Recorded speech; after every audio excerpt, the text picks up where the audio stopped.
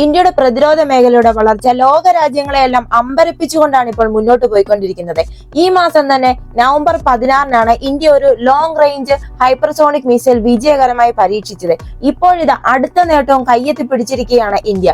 ആണവശേഷിയുള്ള ballistic missile വിജയകരമായി പരീക്ഷിച്ചിരിക്കുകയാണ് India. ഇപ്പോൾ ഇന്ത്യയുടെ INS അരിഘട്ടിൽ നിന്നാണ് 3500 കിലോമീറ്റർ ദൂരപരിധിയുള്ള ആണവ ബാലിസ്റ്റിക് മിസൈലായ K4-ന്റെ പരീക്ഷണം ഇന്ത്യ വിജയകരമായി പൂർത്തിയാക്കിയിരിക്കുന്നത്.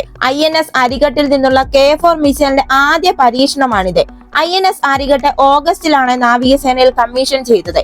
പുതുതായി കമ്മീഷൻ ചെയ്ത ആണവോർജ അന്തർവാഹിനി INS അരിഘട്ടിൽ നിന്ന് 3500 കിലോമീറ്റർ സ്ട്രൈക്ക് റേഞ്ചിനായി രൂപകൽപ്പന ചെയ്ത ആണവശേഷിയുള്ള അന്തർവാഹിനി വിക്ഷേപിക്കുന്ന ബാലിസ്റ്റിക് മിസൈലാണ് ഇന്ത്യ ഇപ്പോൾ വിജയകരമായി പരീക്ഷിച്ചിരിക്കുന്നത്. വിശാഖപട്ടണം തീരത്താണ് ഇതിന്റെ പരീക്ഷണം നടന്നത്. ഖര ഇന്ധനം പ്രവർത്തിക്കുന്ന SLBM K4 മിസൈലാണ് ഇന്ത്യ പരീക്ഷിച്ചത്.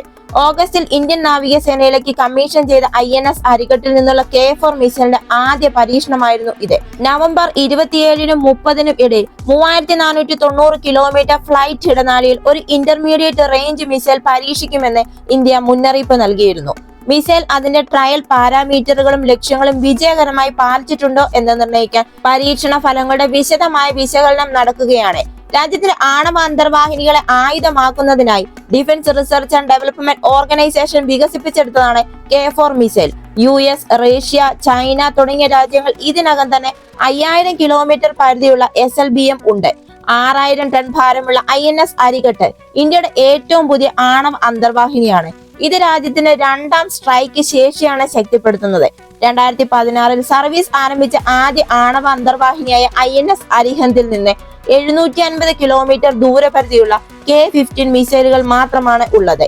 7000 ടൺ ഭാരമുള്ള ഈ അന്തർവാഹിനികളിൽ മൂന്നാമത്തേത് നിലവിലുള്ള 2 അന്തർവാഹിനികളെക്കാൾ വലുതും ശേഷിയുള്ളതുമായിരിക്കും.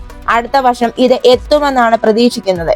അതുപോലെ തന്നെ ഇന്തോ പസഫിക്കിൽ ഇന്ത്യയുടെ സാന്നിധ്യം വർദ്ധിപ്പിക്കുന്നതിനായി 2 ആണവശക്തിയുള്ള ആക്രമണ അന്തർവാഹിനികൾ കൂടി നിർമ്മിക്കുന്നതിന് കഴിഞ്ഞ മാസം സുരക്ഷാ ക്യാബിനറ്റ് കമ്മിറ്റി അംഗീകാരവും നൽകി. ഈ INS അരിഹന്തും INS അരിഘട്ടും 83 megawatt pressurised light water nuclear റിയാക്ടറുകളാണ് ഊർജ്ജം നൽകുന്നത്.